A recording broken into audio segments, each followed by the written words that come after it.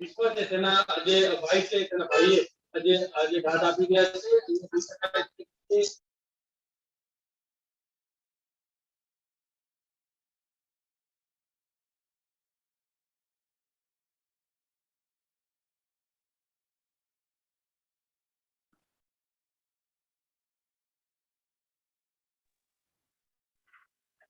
2 minutes left.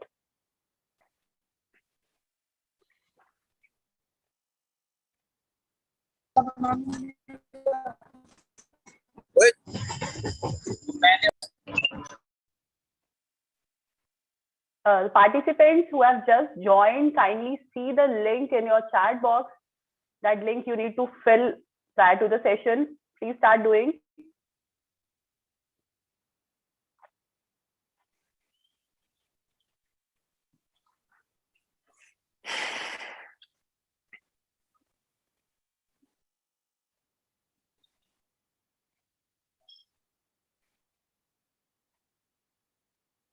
Last 1 minute.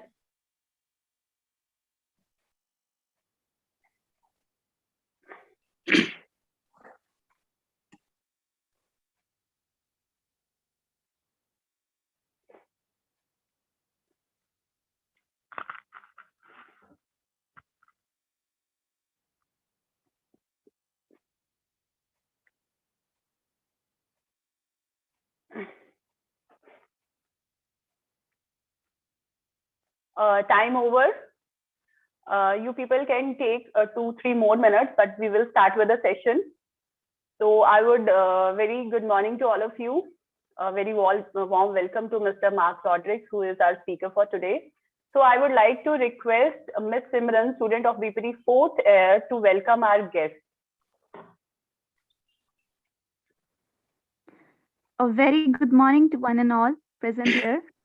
I, Simran Sinha, a final year student of Banarsidas Chandiwala Institute of Physiotherapy, would like to welcome you all for today's webinar on the topic Ethical Consideration in Social Media. We have with us Mr. Mark Rodrigues to enlighten us on the same. Mr. Mark Rodrigues is a marketing professional and a growth hacker who has over 12 years of experience working as a full-stack marketer. He currently is a senior manager of marketing at QuestionsPro, a bootstrapped ResTech organization that aids in research data collection and consumer insights management. He, however, has also worked extensively in the sports ecosystem in India and globally, having worked with renowned sporting brands like IMG Reliance, Allianz, Bayern Munich, UEFA, J-League, and more. His experience stems from managing all aspects of offline and digital marketing, including content management, social media marketing, brand activation, and more. Mr. Rodrigues also works as a freelancer with sports activation campaigns and technology and product-led marketing for startups.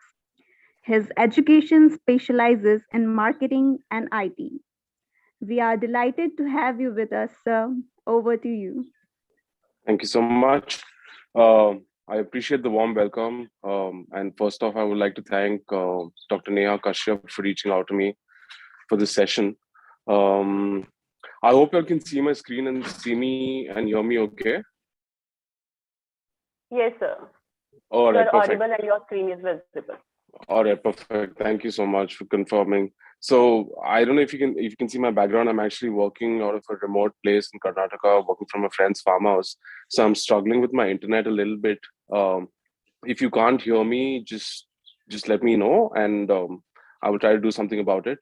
I hope someone's going to be monitoring the chat on the side in case there's any questions, but we'll obviously do a Q&A at the end of the session. So Yes, without wasting any further time, I know we have accounted for 1 hour for today's session. Thank you for the warm introduction again. It is great to be here. I love working with people of all ages and backgrounds, and as you heard in the introduction, I've done a lot of sports work myself, so I have a lot of respect for people who work in physiotherapy. I've done a lot of work in football too. So hats off to what you're doing. And I hope today's session is going to be really helpful for you. So when Dr. Neha reached out to me, she was telling me that obviously people of a certain age are spending a lot of time on social media, like all of us. And we want to be mindful of what we put out on social media. So today's topic is called ethical consideration on social media, and we'll run through a few points. We'll go through this for about 30-35 minutes and leave some time for Q&A. And I believe there's going to be some sort of a test at the end too, or an evaluation. So let's see how that goes. If I'm going too fast or too slow, or you can't hear me, just stop me and let me know. All right. All right. So I know the Simran was kind enough to already introduce me, but just to recap, I've worked in marketing for about 12 years now. Done a lot of work in sports and sports fields, and I work as a senior manager of marketing at this research tech organization called Question Pro. That's actually Austin, Texas-based organization. I lead the marketing for their research function over there, and I love to. Football is my passion. I love travel. I love music. I love to read. So that's a little short brief about me. I've put my email there in case anyone wants to connect, and I've even put my LinkedIn at the end of the presentation. So if anyone wants to connect, I would be more than happy to do that. All right. So, okay. All right. So the agenda for today, and I hope you all can still see my screen. So we're going to go over what is ethics and what is ethics in social media, and do you have a right to privacy? I know the answer seems like a very obvious yes, but we'll get into a little more detail on that. We'll go into the details of what's okay and what's not okay on social media, some best practices, and then, like I said, we'll leave some time for Q&A. All right. So what is social media? I know it seems like a very obvious answer. And if anyone wants to pipe in, I mean, feel free to raise your hand or unmute yourself. Does anyone want to, I mean, other than the definition that you see here, what is social media for you? Does anyone want to try taking a guess? What is it for you?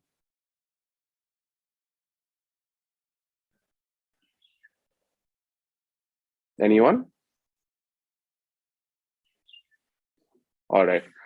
No problem. We'll go through the definition. The textbook definition is it's a website or an application that enables users to create and share content or to participate in social networking.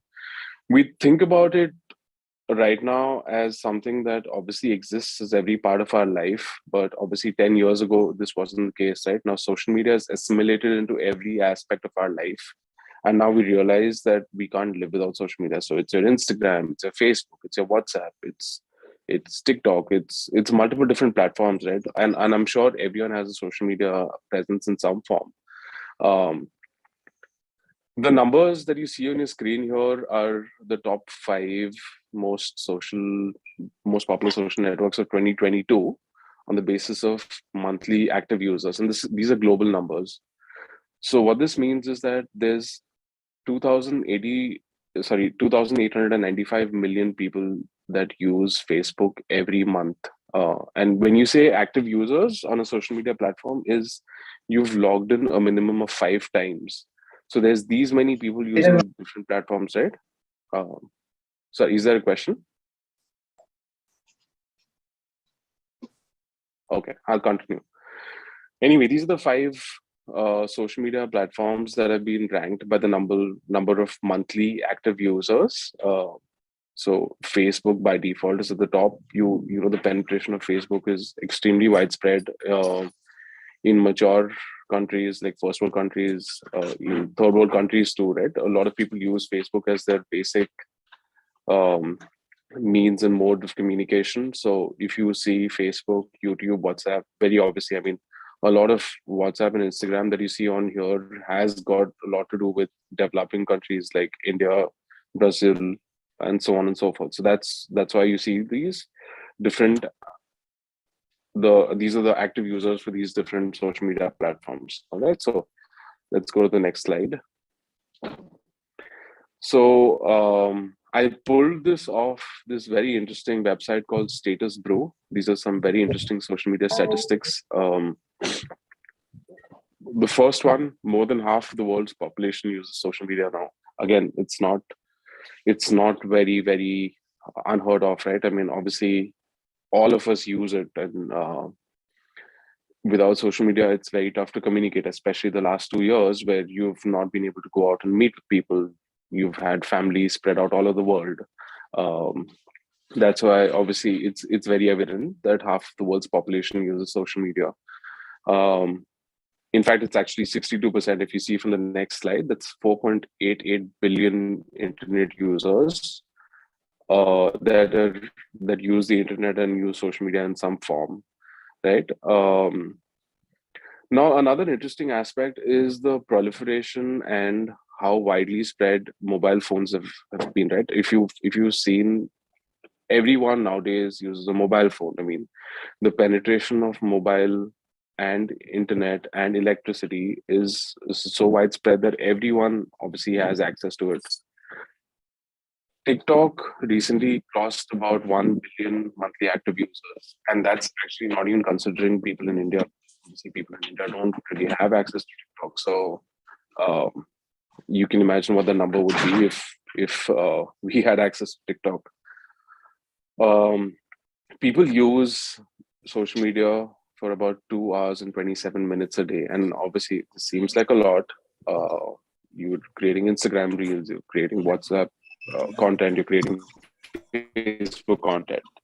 But anyway, so some very interesting numbers. Just in the interest of time, I won't go through all of them. I hope you can see them, and I want you to read all of this because some of these obviously are part of the quiz that you'll be taking at the end of the session. So make sure that you spend some time reading through this. One very interesting aspect, and it's not very surprised, is India has the highest number of daily Instagram users in the world, and that's almost about 30% more than Americans also. So you can understand what the proliferation and access to Instagram in India is. I'm sure everyone here has an Instagram account, right? I'd be very surprised if you don't have. And it's very evident that we are the highest consumption of Instagram in the whole world. All right, so this is what we're going to be speaking about today, and I'm going to spend time on all of this a little bit. This is obviously the do's and don'ts and ethical considerations for social media. So the first one is you've got to respect everyone's privacy, right? You can't be intrusive. I'll give you an example. Obviously, you're physiotherapy students. You must be working with a lot of clientele. You must be going to different places to conduct sessions. You must be meeting with a lot of people. While medical laws in India aren't very robust, you have to understand that when you're conducting a session, for example, without a client's consent, you cannot be posting a video about them, a photo about them. Even if they say, for example, that, I mean, you tell someone that I want to post something about my session, is that okay? And you do that, you are still legally and medically liable to be sued, even by the individual that you're posting about, and even through the government, right? So you all are physiotherapy students, you'll understand the implications of ICD laws that are in the country. So you've got to be very mindful. A lot of times we also think that when you may be a really good physiotherapist, and you're probably also you have a lot of clientele, or you're getting there. You may be working as an apprentice with someone, but so what happens in this case is you want to build up your own clientele, right? You want to do well for yourself. If you start, for example, taking audio or video without people's consent and posting it online, saying that, hey, this is what I do, and this is why you should come work with me, because this is the kind of work that I'm doing, it is a very strong and a strict no. And I'm repeating myself again, even if you have consent from someone, you still have to be really, really careful when you post stuff online because you're still medically and legally liable to get sued.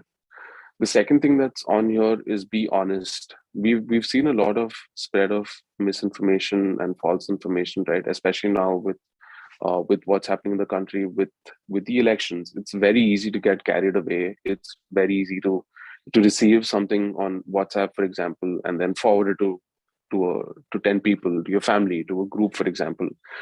But you've got to be careful that when you receive information like this, you check the authenticity of that information. There's various ways to do that, right? You can just go online and search.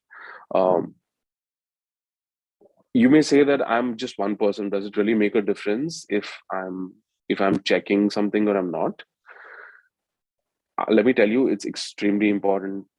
Everyone needs to do their small little bit in the stop of spreading wrong information, right? So anything that you receive, be it on Instagram, be it on Facebook, there are multiple links, there's multiple memes, there's multiple URLs that you receive, there's multiple forwards. Make sure that you check the authenticity before you forward it.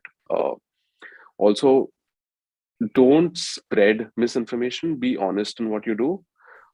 It's not only because of you don't realize how this could affect anyone, right? I mean, you see this example when you if you see on TV, you see a snow glacier. You see when it starts rolling down the hill, it starts off with something very small, but the time it comes down, it causes a lot. It balloons into something huge and causes a lot of destruction. It's the same thing with social media. It starts off very small, but it can cause a lot of issues. The third thing is be mindful of people's emotions. You should be careful with what you post online because what is okay for you may not be okay for someone else. You don't want to hurt someone's emotions. You don't want to hurt someone's religious sentiments. It is okay to disagree with someone, but respectfully disagree. You want to be mindful of how you deal with people, right? So be very careful of people's emotions, all right? We've spoken, the next point on here is informed consent. We've spoken about consent a little bit. Make sure that you're checking with someone. You want to check multiple times.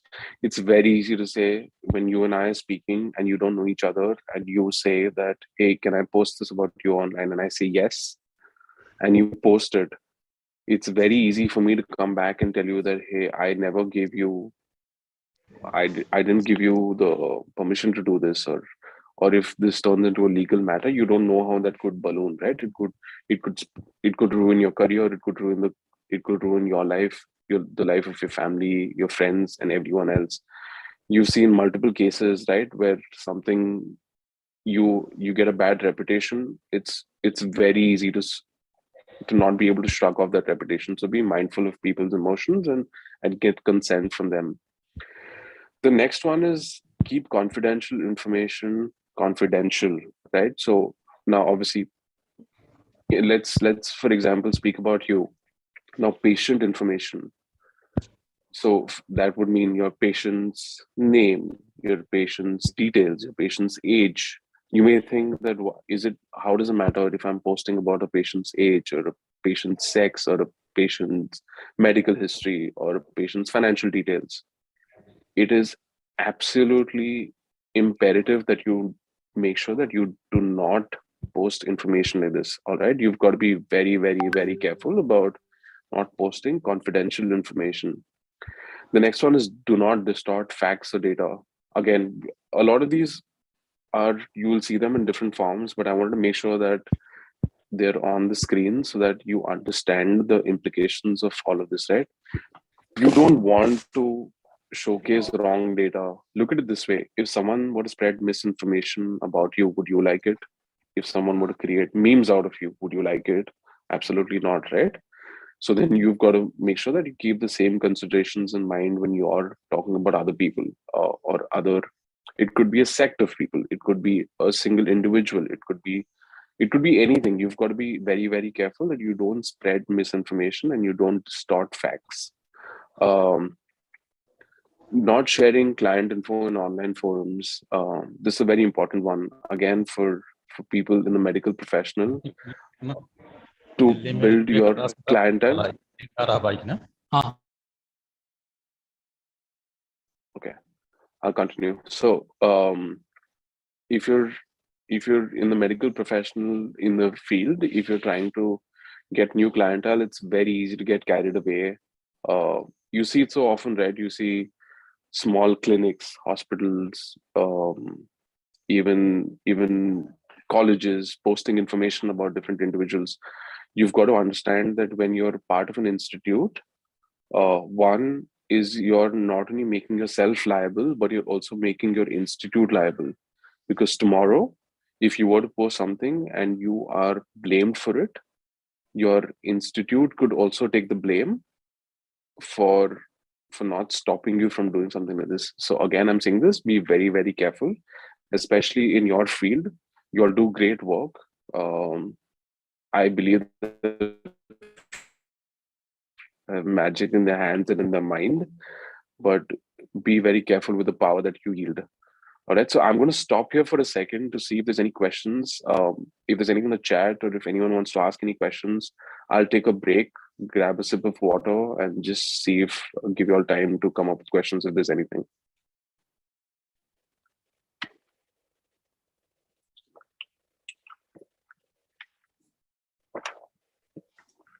Is there anything that I need to anyone address? having any questions in here, they can ask.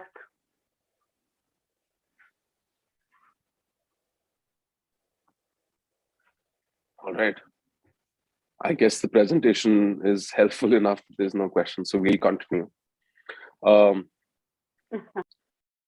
now there's okay. All right, so we continue. So there's also this thing where it's gotten very easy to create memes, right? And that's you've got WhatsApp groups to it, you've got Facebook pages to it. You want to be very, very careful when you're creating and sharing content. You don't know how you're hurting someone. You don't know how your idea of fun or humor may affect someone else. So be very, very careful. It's extremely circumstantial. You may think that you're creating something and sharing it with a small group of friends, but obviously once it leaves your end, you don't know how that spreads. So be very, very careful. The other one is a lot of you probably are do some sort of Instagram marketing for yourself, or maybe YouTube marketing for yourself. In all of this, you've got to be careful that you are passing on knowledge about your field. So when you're talking about physiotherapy, you're keeping it limited to physiotherapy. You should never blur the lines between your clients or the people that you're working with or you're treating and your knowledge, right? So you don't want to mix the two. It's very easy to blur the lines between the two. So be very, very careful. The next one is messy email and texting boundaries. Now you may think, why do I have this on here, right? This is not social media. But even if you're talking about someone, if you're sending WhatsApp messages, for example, oh hey, you're telling your cousin or your uncle or your aunt or your mom and dad that I had a customer come in today, or I had a client come in today, and the client had this ailment, and this is what I did. And hey, look, this is the before and this is the after. You don't want to do something like that. That is unethical and that is wrong and that is without consent. You cannot do that. All right. So you've got to be very careful when you're exchanging emails. And when you're texting, also be very, very careful. One of those your medical health professionals, right? You understand that mental health is important. You don't know how your actions will manifest itself into different ways. So be very, very careful in how you're addressing people. I see a question coming in from Himanshu about what should our approach be towards fake news or fake memes about ourselves. Great question. We see this a lot of times, right? We see this in small friend circles. It's a form of cyber bullying.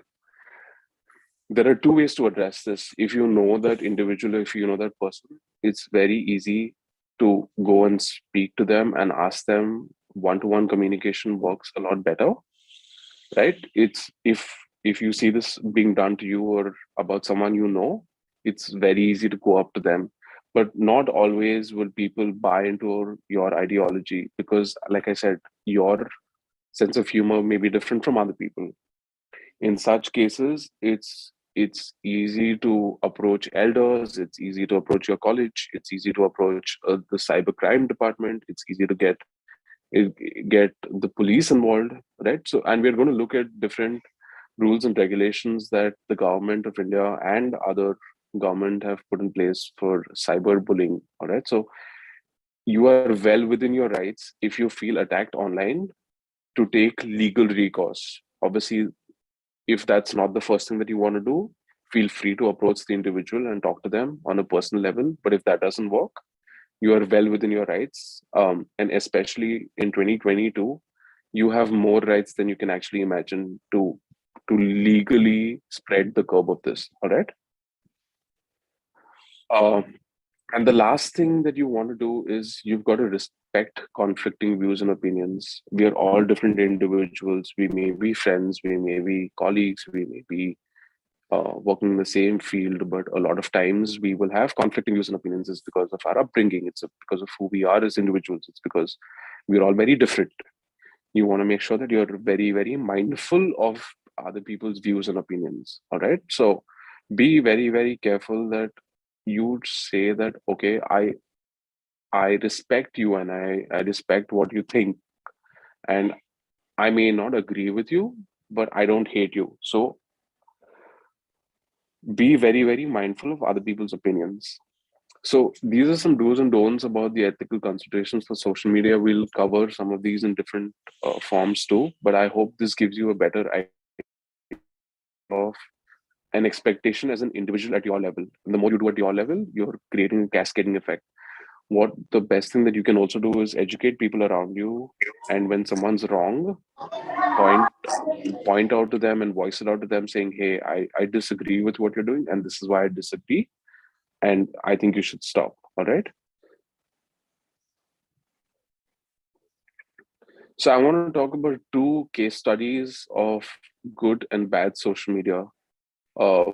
Everyone's heard of these two brands, Dove and Airbnb. Has everyone heard of them? Yes, sir. Okay, all right. So Dove a few years ago, and obviously this was a global campaign. They called it the whitening campaign. As part of the whitening campaign, what they said was that if you're dark complexioned, you use our whitening product and you can turn white. Can you tell me what's wrong with that? Does anyone know what's wrong with that? It's somewhat implying that people with dark complexions are should be ashamed of their complexion. Absolutely. And yeah, great answer, Madhav. And this is exactly why this backfired on them. The funny thing is, you think that this is something that would have happened in India, right? But this actually ended up happening in the US, where people are a little more mindful of the information at hand. There is very high internet penetration. And Dove actually worked with this agency called JWT, which is a huge media agency. And campaign backfired on them. They thought that it would do well. They thought that they didn't think it through, right? They didn't realize that what they're doing is probably hurting a lot of people's sentiments. This snowballed into such an effect, they actually had to do a public recall and a public apology, and they even had to pay a lot of money to settle this lawsuit. So it's very easy to be, like I said, something that you may think is okay may not be okay for everyone. So you should be very careful.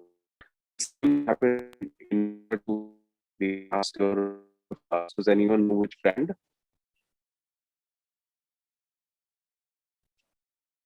A brand in India that a lot of people tend to use faced a similar backlash. Does anyone know?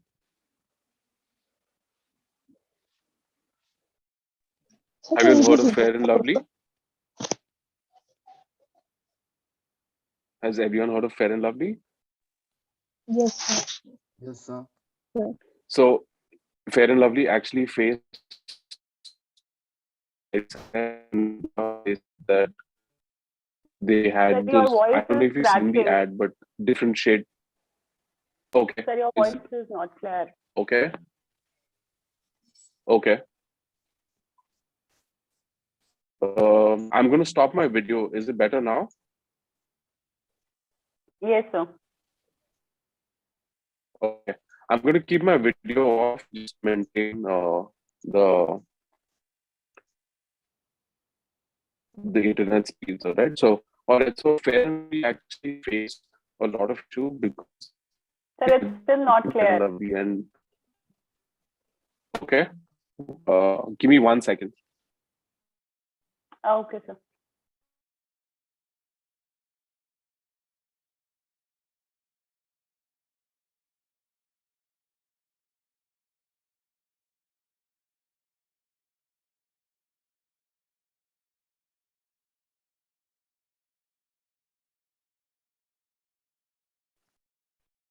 Okay, I think it got a little better now. Can you hear me okay? Yes, sir. That's better. Okay, perfect. Thank you. All right. I hope it's better now. So just stop me if it gets worse again. All right. So Fair and Lovely faced a similar issue in India where they obviously spoke about different whitening campaigns, and that did not do well for them, right? So you've got to be, like I said, you don't realize, but you've got to be careful about how you're spreading information. I know Ashutosh just pointed out about the Hyundai campaign about Kashmir. Again, it's a great example of how social media can go wrong, right? You may think you're doing something right, but you may end up actually hurting the sentiments of others. It could be religious sentiments, it could be personal sentiments, it could be emotional sentiments. So you as an individual and as a brand, you've got to be very, very careful about how you're dealing with social media. All right. Now, as for Airbnb, have you all heard of Airbnb? Yes, sir. Okay. So Airbnb did this wonderful COVID-19 social media campaign where in the first wave, I don't know if you remember, but a lot of medical health professionals were facing a lot of issues, right? Obviously, medical health professionals were frontline workers and you couldn't stop working, right? You took care of this country and you took care of the globe when everyone else was struggling. Keeping your family aside, you still had assignments, so you had to take care of everyone. I know a lot of people would have even faced stigma from your neighbors or from your family that you should stay away from the family, you should stay away from your housing society. I don't know if you personally have dealt with it, but I know a lot of people have. What Airbnb did is they said that we don't have tourism on right now. What we'll do is we'll open our homestays for medical health professionals. And they may have done it with good intentions, but it also helped them and their brand, right? So people realize that they care about COVID warriors. It was a huge social media campaign and it was an extremely successful social media campaign. All right. So these are two very good case studies of what is good and bad in social media. If your intentions are right and if you do stuff for the right reasons, it'll all be fine. But you just have to be careful about it. Okay. So let's go to the next slide. So do you agree that you have a right to privacy on social media? So for example, you have an Instagram account. Do you think you have a right to privacy? Yes. Yes, Okay. sir. Okay. You absolutely do have a right to privacy. You may have, for example, you may have an open account, but that means that you still have access to your privacy. All right. So if you want your privacy to be respected, you have to be careful that you respect other people's privacy also. You've got to be careful about how you deal with other people, because if you don't want something done to you, you want to keep sure that you follow the same fundamentals for other people too, right? Okay. So now we've spoken about what you should and shouldn't do. But what is largely illegal on media? Just to give you an idea of what is not social media. One is third-party content. For example, and third-party content doesn't even mean that you're stealing something from a university or you're stealing something from someone and posting it. It could mean information that is not yours, is not created by you, is not owned by you. If you post about it, that is wrong. If you're posting about if you're posting about something that is copyrighted or infringed data, that is extremely wrong. You cannot be posting third party content without people's consent. This is people, individuals, brands, concepts, medical information, anything of that sort. Would you ever post your debit card or your credit card details online with your OTP? No, sir. Okay. So if that's the case, then you never want to do that about other people too. I'll give you a very good example, right? A lot of times when you fly to somewhere, you feel pride when you fly, right? And you post a picture of you in the airport or a picture of you with your boarding pass. But do you know that that is extremely harmful for you? With your information that's present on the boarding pass and the barcode that's on the boarding pass, anyone can very easily scan that and track down information about you. It's examples like this. You should be very, very careful when you're posting stuff like this online. I'm not saying that don't post stuff, but be careful in the way that it's posted. Be careful in the way that information is posted online. All right. Um, Discriminatory content, and I know a lot of you already spoke about racism or about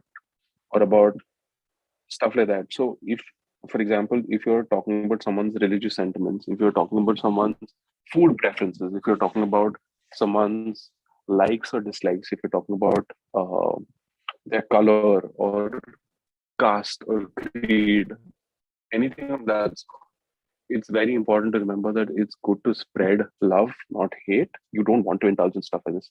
It is okay to speak about yourself. It's never okay to speak about other people. All right.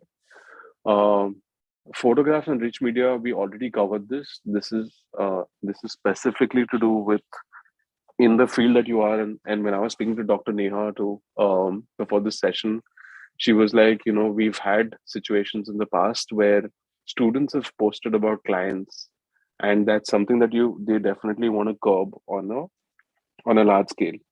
Even now, when you're students, in the future, obviously you're going to be great doctors, you're going to do great work, you're going to work with different brands, you'll probably have your own clinic, you'll have your own practice. Even then, I think it's not okay to post photographs and rich media about individuals. All right. So I'm keeping a track on the chat that's coming through. All right.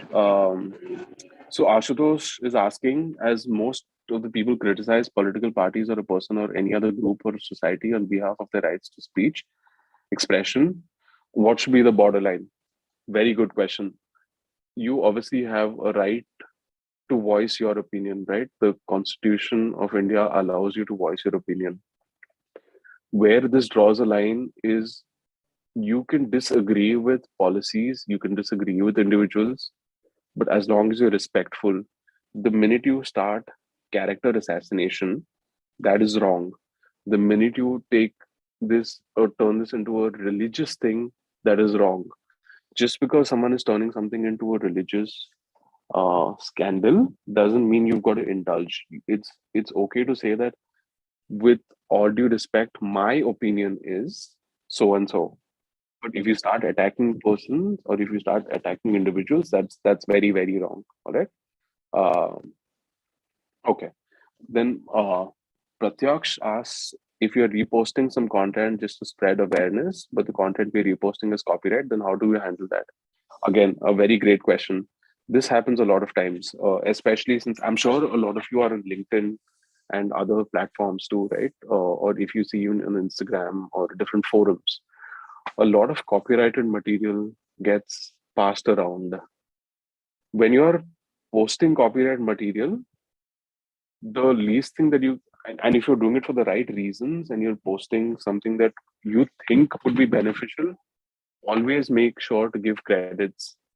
If you see, even from my presentation a few slides ago, where I spoke about those different social media numbers, do you think I knew those numbers myself about 4.55 billion using social media? No, of course I did not. I took that information from the internet. But and I think that that information will be essential to you. It'll be fun. It'll be great for you, right? So I think that you would enjoy that information. And this obviously now is going to live on YouTube. I think this is being streamed to YouTube, I think, right? So it's this content is going to live on forever. And because this content lives on forever, I want to make sure that the people who came up with those numbers, I'm giving them due credit right at the start. It is very easy to say, it is very easy to pass off information and sound smart without giving credit and then add a footnote saying, oh, by the way, I got it here.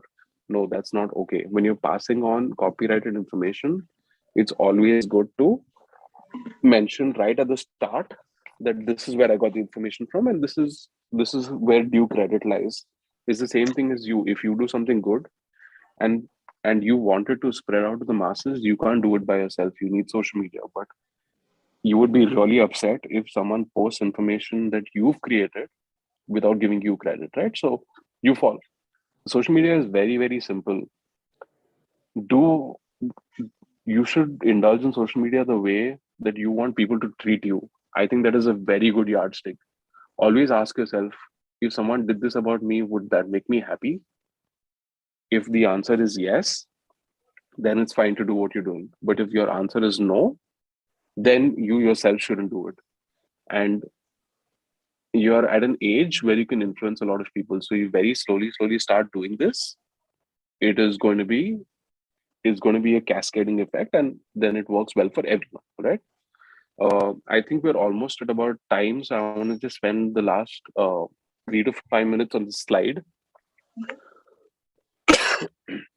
So there's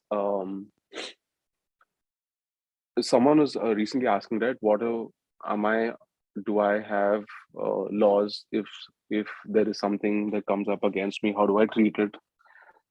Especially in India, the government has added consortiums which are at a federal scale, at a state level, and even is regulating and cracking down on social media directly through the platforms to give you your rights. But if it means that you have rights, it also means that other people have the same rights. True. Okay, so you can very well approach, and it's very simple. If you go online, and I think it'll be too much for me to get into what sort of law or what sort of act allows you to go to which platform. But if you feel like you are under duress for any reason,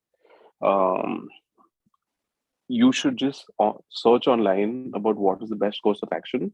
This is obviously after you've tried a direct approach with the individual.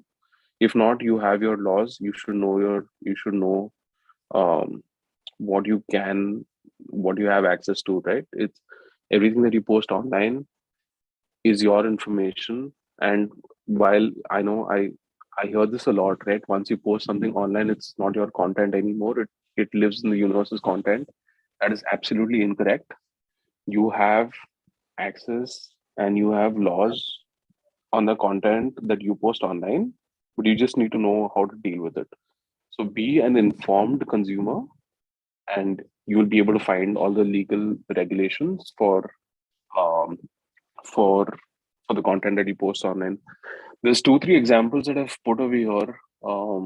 So Australia passed a basic expectations and defamation bill last year to protect cyberbullying, to protect people from online pornographic content, from being targeted by religious groups, from being targeted by fascist organizations, and so on and so forth. It's now, and obviously a lot of countries have that too. India does too, but Australia made it. You can go to jail and pay a huge fine for indulging in defamation, all right? And this is, I mean, again, I'm speaking about Australia because I think it's a very wonderful law. If after this call you have the time, you should definitely look up the social media expectations and defamation bill that they passed last year. But you have that in India too. Depending on the gravity of your crime, and I'm calling it a crime, you could be jailed. You could have uh, you could have you could have a financial liability. You could have a penalty to pay. So you got to be careful. Kerala passed a social media protection act for women and children. You see a lot of kids getting into, or kids and women being forced into online prostitution rackets, into cyberbullying, into pedophilic behavior. Kerala has very specifically passed laws to protect these two sects because women and children in this country, I feel, and it's a known fact, are they struggle the most for their laws, right? It could be because of lack of information, it could be lack of access, it could be lack of support, whatever your reasons. That's why Kerala has passed a law especially to protect women and children. And then our neighbors, Bangladesh, has actually banned free social media access. You see a lot of issues. And I work in a research tech organization. Very recently, we faced an issue where online scammers were using social media to take care of information through research tools and scam um, elderly people out of their hard-earned money. So Bangladesh has put together a law, and I don't want to get into the details of it because obviously it's again gray area, in my opinion and your opinion should hold equal value. But they say that if you cannot pay for internet, you don't get access to it. Okay, so this helps with helping curbing cybercrime and bullying. I'm just going to pause for a second and see chat. Okay, so it'll take too much time for connecting to any professionals and it may cause circulation of news till then. What should we do for the time being? Okay, great question. And unfortunately for you, I cannot give you an answer to this that is in black and white. You're right. Social media information spreads very wild. But if you take legal recourse and you've got to trust the judiciary system, I understand why you would feel hesitant to reach out to the Indian judiciary system. But at the end of the day, that is your best bet because taking things into your own hands is never the right way to do this. It's always good to get involved with the judiciary system. And again, I can't give you recommendations saying in this case do this or do that because each case and each individual is different. The gravity and the gratitude of each situation is also different. So I can't tell you that in this case this is what will work, in this case this is what will not work. But all I will say is you should trust the judiciary system, be it at a micro level or a macro level, and that is what will work best for you. Okay. With that, I'm going to take a pause here and take any more questions. I appreciate that a lot of you have been putting in questions in the chat box. If you want to raise your hand and even ask me the question on video call, that would be fine too. Whatever is comfortable for you. But before we get into this, I have one question for me to ask you. Right? Let's, for example, say you go to a party and you consume some alcohol and you post that on Instagram. Do you think that's okay if your future employee sees that? What do you think?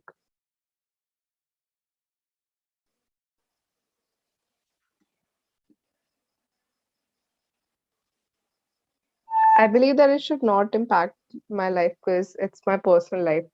I'm not doing it in Absolutely. a professional space. So Absolutely. it should not bother anyone. Okay. I'm not sure who answered, but great answer. Who was that, by the way?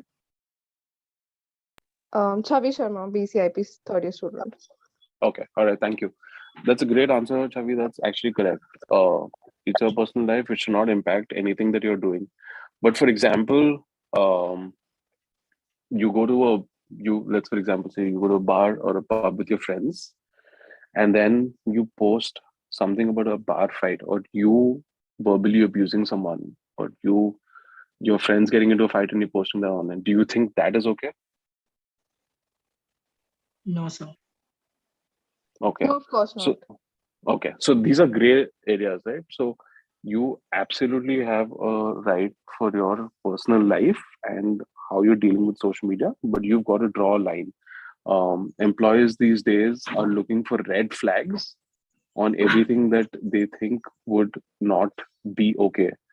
Does that mean that employers are saying that, oh, I don't want uh, medical professionals who consume alcohol because they're medical professionals? No, that's not what they mean. That's not what I mean also. But you've got to be careful that you're posting stuff and content lives on forever. You post stuff that is not detrimental to anyone. It's absolutely okay to live your personal life. It's absolutely okay to post whatever it is you want to post, as long as you don't cross boundaries, as long as you're not indulging in defamation, and not as long as you're not indulging in racism, as long as you're not involved hurting religious sentiments. It's okay to live your life. A lot of times I hear this question from people that say that what is okay to post and what is not okay to post. Okay. um what Chavi actually responded is perfect. That is completely fine. But you don't want to cross a line to a certain limit. Okay, so this is just one question that I had. All right, so now I see a question in the chat. How can we grow our page or site or business on social media? What points should we consider to be in the top search list? Uh, Great question, Himanshu. I think that actually lies outside of the scope of today's presentation, though. Since we're only talking about ethics, I would be more than happy to connect with you to help you on a personal level, um, pro bono, just to give you some tips or thoughts. And I'm more than happy to answer any questions that you have on this on email or in LinkedIn. But I think this question, we leave it outside the scope of today's session. I hope that's okay. Yeah, Pratyaksh, go for it. Hi, sir. Actually, my question was, for example, like if I talk about physical therapy specifically, so I have seen so many times, like the people, they used to post videos about, the treatments or let's say diagnosis or some, just explaining some disorders. So sometimes what they used to do is they take the patients in, like in camera, and Right. even without the consent of the patient. So sometimes, it Absolutely. can be, demoralizing for the patient itself. Absolutely. So Absolutely. yeah. So but sir, on the other hand, I actually suppose the same thing, that if we talk about Facebook and Instagram, so they are just casual platforms, like they are not the official ones. So Right. can't we use that, like, or does it come under compliance? Yeah, two parts to your question. It definitely comes into compliance, because even if it's a person, see, what is personal for you is not personal for other people, right? Facebook and Instagram are used. There are some brands and organizations that use Facebook and Instagram specifically to grow. They use it specifically for revenue, correct? So again, what's personal for you may not be personal for everyone. Um, so that is one part of your question. It's definitely is the compliance thing. The second thing, and I know we covered this a little bit in the past, there's two ways to look at it. One is knowledge sharing, and one is personal information. Now, I know it is great when you're a physical therapy student and you've uncovered a diagnosis. You want to be mindful. There's very easy ways to do it, right? You can say that, okay, I had this patient in this age bracket. Um, so if you had a female patient that you had who was 35 years old. Sorry. Okay. Anyway, so coming back to my answer, you had a female professional who was 35 years old, and I don't know the terminologies that you all would use, but she came to you for a diagnosis, and you helped her out. It's very easy to say, I had an individual that came to me who was in the age bracket of 30 to 35 years, who had these symptoms, and this is what I did. Now, in this case, what you're doing is you're protecting the patient's privacy. You're not using information about them online. Um, and obviously, physiotherapy is also a very localized art, right? It's same like dentistry. You're not going to have those bones anywhere else in your body. As long as you're covering information, like personal identifying information, that's okay. But it has to be done with consent. And even then, you don't want to take names, you don't want to give out identifying details, and you don't want to give personal or professional details about them. Plus, like I said, it's always good to use bases, because if I say I had an individual come to me between the age of 25 to 35 who was facing these symptoms, and this is how I diagnosed and this is what I did, this is education. And this could also mean 20% of the population of the country in India, which means you're not hurting anyone's sentiments. Okay, so I would address it this way. But again, this also has to be with consent. So I hope I answered your question correctly. I know we have 2 minutes, so I can take one last question. So Himanshi asks, is it legal to post professional information exercises so while we still haven't got the degree? Of course you can. So Himanshi, yes, you can. Knowledge and information never stops. As long as you're not giving incorrect information or you're not talking about guiding people into misguided information or half-baked information, then you don't want to indulge in that. But up till then, if you're only doing it for knowledge sharing purposes, then absolutely it's fine. See, you could be a professional right now. I don't know how old you are or how many years of experience you have, but even if let's say you're 20, but you are still going to be learning even till the age of 60, right? I'm sure you've got professors in your institute who've done their studies, who've even been teaching for a while, who will still tell you even till today that they're learning. The human body is evolving, medicine is evolving, therapy is evolving, everything else around you is evolving, people are changing, lifestyles are changing, so there's always going to be some learning. So you at any given point of time are always going to be doing some sort of different learning. So it's okay to post information as long as you're not imposing it on anyone. I hope that question answers that. And I think we're at time.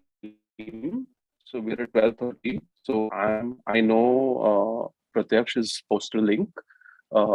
So you all should fill that in, and that's for the evaluation of your for your university. But on a personal level, it was a pleasure for me to be on here with you. As you can see from my image, I'm not a very formal guy. I love working with people. I love working with brands. I live a very eccentric lifestyle. I would be more than happy to connect with you either via email or via LinkedIn.